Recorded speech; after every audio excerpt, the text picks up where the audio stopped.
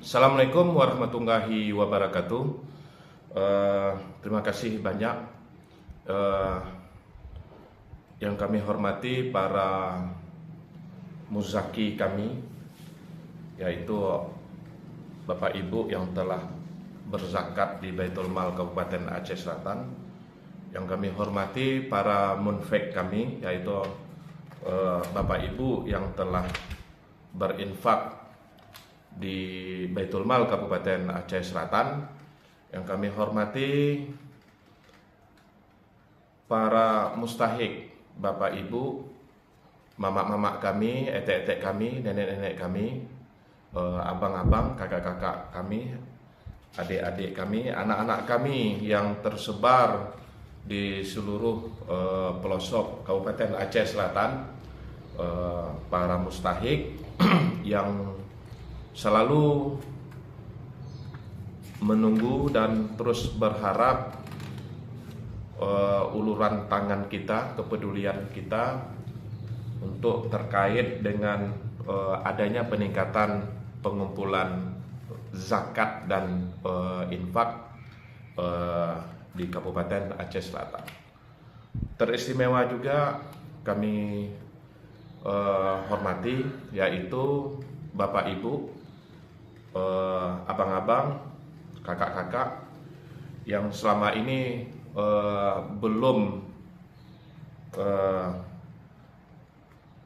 menunaikan zakat atau menyetorkan zakat maupun infak melalui Baitul Mal Kabupaten Aceh Selatan.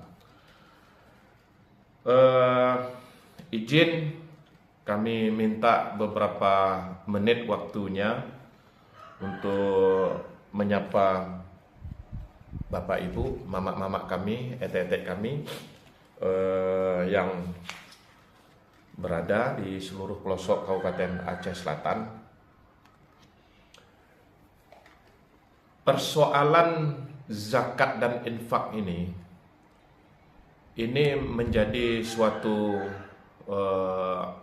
PR kita bersama, PR kami di Baitul Mal, PR bagi lembaga-lembaga pengumpul zakat lainnya di luar Baitul Mal, karena semakin adanya peningkatan penerimaan zakat dan infak, ini tentu saja menjadi sesuatu yang sangat mengembirakan bagi para mustahik kita. Sebagaimana kita ketahui, mustahik kita itu tersebar di seluruh pelosok. Di setiap dusun, kampung, itu tentu saja ada mustahik yang terus menerima dan menunggu kedatangan kita, kepedulian kita. Kemudian tentu saja kalau ada yang kita bertanya, apakah hanya Baitul Mal saja? Tidak.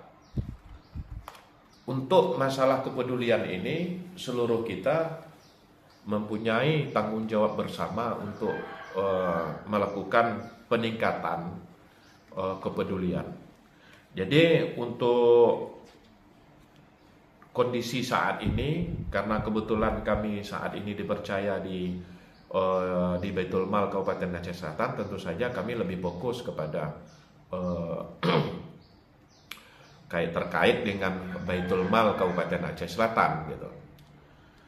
Jadi kami melihat pada saat kita melihat program-program yang ada di Baitul Mal Kabupaten Aceh Selatan, ini sebenarnya sudah merangkum banyak program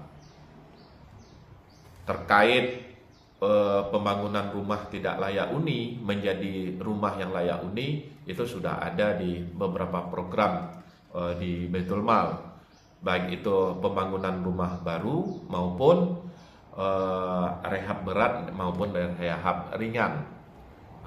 Kemudian juga mengenai pemberdayaan ekonomi masyarakat, itu sudah ada di terkait dengan program bantuan modal usaha ekonomi produktif bagi keluarga miskin, baik yang secara umum, kemudian juga peruntukan bagi keluarga yang mempunyai anak yatim. Kemudian juga sebagaimana kita ketahui, kita sudah menyalurkan program-program yang terkait dengan bantuan untuk biaya pendidikan anak sekolah, mulai dari TK sampai dengan SMP. Dan tidak begitu lama lagi juga ini akan ada juga penyaluran untuk yang SMA.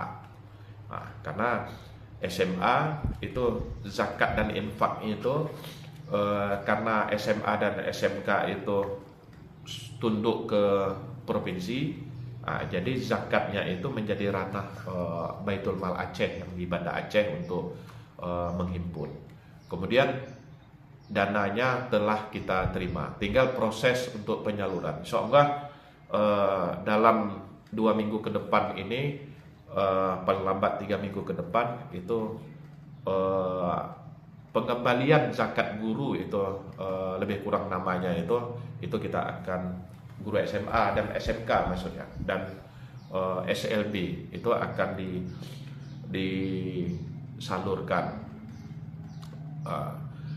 Kemudian ada program lainnya, yaitu program pendampingan pasien berobat, pasien yang berpenyakit kronis yang dirujuk ke Banda Aceh maupun ke Medan dan Jakarta. Nah, ini telah kita anggarkan. Kemudian juga ada bantuan terkait musibah kebakaran dan angin kencang. Jadi izin kami menyampaikan bahwa penganggaran kita ini di tahun 2023 memang kita akui pada saat itu terjadi silpa 2,3 miliar. Untuk tahun ini kami terus berbenah diri, mengkoreksi di dalam supaya kemungkinan silpa itu semakin mengecil gitu. Nah, jadi posisi sekarang ini untuk terkait dengan beberapa program kaitan rumah itu kuota sudah habis untuk ini sebentar lagi kita akan mengajukan pencairan untuk tahap kedua yang 40% lagi untuk rumah. Nah, jadi kemudian untuk program EPRU ekonomi produktif, kemudian bantuan biaya pendampingan pasien berobat, kemudian juga untuk kebakaran dan angin kencang itu kondisinya adalah kuota sudah terserap habis. Ada sedikit lagi yang kita mau tarik uangnya, namun itu kita akan menyelesaikan dari waiting list, daftar tunggu yang telah ada. Ini yang menjadi sebuah kondisi untuk kami Baitul Mal yang dianggarkan, direncanakan oleh Badan Baitul Mal, diprogramkan oleh badan atau komisioner, itu telah berupaya berbuat optimal melalui dengan program-program dan penganggaran itu. Dan mata kami di Baitul Mal akhirnya mengetahui bahwa kondisi pada saat di akhir bulan September ini kondisinya adalah serapannya itu udah berapa program itu sudah habis. Ini menjadi sebuah catatan bagi kita untuk melakukan berbagai evaluasi untuk bagaimana untuk tahun anggaran 2025. Nah, ini tentu saja kita akan melakukan menelaah, monitoring telah dilakukan oleh badan, kemudian mengevaluasi hal-hal apa saja yang bisa untuk dilakukan untuk memperbaiki ini, untuk mengoptimalkan untuk ke depannya. Terus ada beberapa program lain seperti Pakir Uzur dan Tunanetra yang seumur hidup itu juga kondisinya sudah full juga. Nah, jadi daftar tunggu sudah ada. Biasanya apabila ada terdapat Pakir Uzur atau Tunanetra yang ini karena sifatnya seumur hidup meninggal dunia, berarti digantikan dari kecamatan tersebut. Nah, ini yang menjadi sebuah kondisi ya. Nah, kemudian juga ada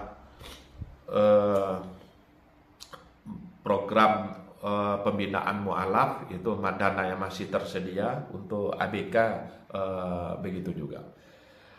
Bapak Ibu yang kami hormati, ada sebuah kendala kami. Seringkali kami dapatkan bahwa pada saat berkas kami terima di Sekretariat Baitul Mal Kabupaten Aceh Selatan, itu berkasnya itu tidak lengkap. Nah, kami sejak dari awal tahun itu telah mempublikasikan dalam berbagai sarana menginformasikan terkait dengan juknis. Juknis yang dibuat oleh komisioner atau badan, di situ menyebutkan persyaratan apa, kriteria apa untuk bisa mendapatkan bantuan dari Baitul Mal Kabupaten Aceh Selatan. Kondisi ini yang sangat menyulitkan kita. Ada sebuah kondisi fotokopi KK ada, fotokopi KTP tidak ada. Begitu juga sebaliknya. Kemudian dokumen-dokumen yang lain pendukung itu tidak ada. Kemudian juga ada sebuah kondisi misalnya karena ini sebahagian besar kecuali untuk Pakir Uzur dan bantuan untuk tunanetra itu dalam bentuk tunai. Selain itu kita menyalurkan melalui non tunai atau ke rekening. Oh ya, satu lagi yang belum, yaitu terkait dengan bantuan biaya pendidikan untuk anak sekolah. Itu masih ke langsung secara tunai. Jadi seringkali kita dapatkan bahwa rekeningnya itu tidak aktif lagi gitu. Kondisinya ketika rekening ada yang tidak dilampirkan, kalaupun ada yang dilampirkan ada sebahagian kita temukan fakta itu rekeningnya tidak aktif lagi. Ini yang kadang-kadang menyulitkan bagi bendahara kami untuk melakukan proses. SPM sudah kita ajukan, ternyata rekening tidak aktif lagi. Nah, kemudian untuk dilakukan penggantian orang tidak bisa pada saat itu karena sudah terkunci, sudah ada daftar hasil verifikasi. Nah, ini menjadi suatu kesulitan sendiri bagi kami untuk bisa bergerak cepat. Jadi kepada Bapak Ibu, mama-mama, ete-ete, kami berharap supaya kelengkapan dokumen itu dan pastikan rekeningnya itu masih aktif gitu. Nah, jadi kalau tidak aktif berkendala lah seperti yang kami sampaikan tadi. Akhirnya kita tidak bisa melakukan percepatan. Kemudian terakhir kami minta terus melakukan pengawasan terhadap kami di Baitul Mal, baik itu di dalam pengawasan di perencanaan, di dalam pelaksanaan, kemudian setelah penyaluran. Nah, jadi kemudian karena pengawasan ini menjadi sebuah kebutuhan supaya kita sama-sama bisa mengkoreksi diri. kami bisa memperkoreksi diri, di mana letak kelemahan kami, perbaikan yang perlu segera kita lakukan gitu. Nah, jadi makanya jangan sungkan-sungkan. Apakah dari sebuah kritik itu menjadi obat ataukah menjadi racun, itu kembali lagi kepada kita yang mencermati dari sebuah kritikan. Tapi bagi kami jelas itu adalah sebagai obat, karena kalau ada kritikan, teguran atau masukan itu tentu saja kita dapat mengetahui di mana letak kelemahan kita, di mana letak berbagai kekurangan yang ada selama ini. Satu hal yang kami dapat sampaikan, bahwa kami tidak memungut biaya apapun untuk berbagai program ini. Tidak kami pungut uang kepada para mustahik kami, para penerima zakat dan infak dari Baitul Mal, karena itu tidak dibolehkan dan itu jelas suatu kesalahan. Nah, jadi sampai ke situ itu silahkan kita bersama untuk melakukan pengawasan terhadap hal-hal yang sedemikian. Kita terus melakukan berbagai perbaikan, termasuk juga misalnya seperti rumah, itu tidak ada uang singgah ke kami sedikit pun, 1 sen pun tidak, kan gitu. Jadi makanya kita berharap peran serta dari semua, termasuk juga mustahik terkait rumah misalnya gitu. Gambar yang telah disiapkan oleh tim teknis ikuti, RAP yang telah itu kita ikuti. Dan kami sangat mengapresiasi, kami dapatkan fakta ada beberapa rumah yang dibangun itu ada penganggaran untuk tukang. Jadi kami harus melakukan CCU, adendum dari RAP, karena ini yang sebenarnya kami sangat harapkan. Karena biaya tukang itu sekitar 10 sampai berapa belas juta, itu tidak digunakan karena yang bekerja itu adalah kalangan keluarga sendiri, anaknya, keponakannya, kayak gitu kan. Nah, ini menjadi sebuah yang patut kita apresiasi gitu. Nah, jadi uang yang jumlah untuk biaya untuk ongkos tukang itu bisa digunakan untuk memaksimalkan untuk ini. Karena untuk tahun ini kita tidak ada dana yang tersedia itu tidak bisa untuk keramik. Bisa jadi dari uang itu bisa dibuat keramik. Hasilnya akan menjadi sangat luar biasa gitu. Nah, ini kami juga sangat berharap kepedulian kita bersama. Karena ada kita dapatkan bahwa pada saat pekerjaan itu ada juga tukang di kalangan keluarga itu tidak mau untuk mengerjakan itu gitu. Nah, tidak mau ya mungkin karena ongkosnya dianggap terlalu kecil gitu. Nah, itu kadang terjadi gitu. Nah, jadi kami terus mendapatkan informasi supaya bisa pekerjaan ini bisa lebih maksimal. Demikian Bapak Ibu, Mama dan etek kami yang kami hormati, mari terus kita berzakat dan berinfak dan bersedekah, karena berbagai uang yang kita keluarkan itu sangat bermanfaat bagi para mustahik yang terus menunggu di belakang pintu rumah untuk menerima bantuan kita. Izin untuk kedepannya 2025 kami berupaya seluruhnya itu non tunai, seperti fakir uzur dan tunanetra, dan untuk sekolah, anak-anak sekolah itu semua secara transfer ke rekening. Itu tentu saja akan menghemat biaya operasional kami untuk turun ke lapangan itu menjadi sebuah kebutuhan, karena terus kami mengevaluasi diri supaya menjadi lebih optimal, lebih dapat menghemat biaya operasional itu. Jadi untuk tahun depan berbagai hal terus kami upayakan supaya dana zakat dan infak ini bisa berdaya guna bagi masyarakat kita. Demikian yang dapat kami sampaikan. Mohon maaf atas berbagai kekurangan di sana sini. Teruslah kita menunaikan zakat dan berinfak dan bersedekah untuk para mustahik kita. Terima kasih. Assalamualaikum warahmatullahi wabarakatuh.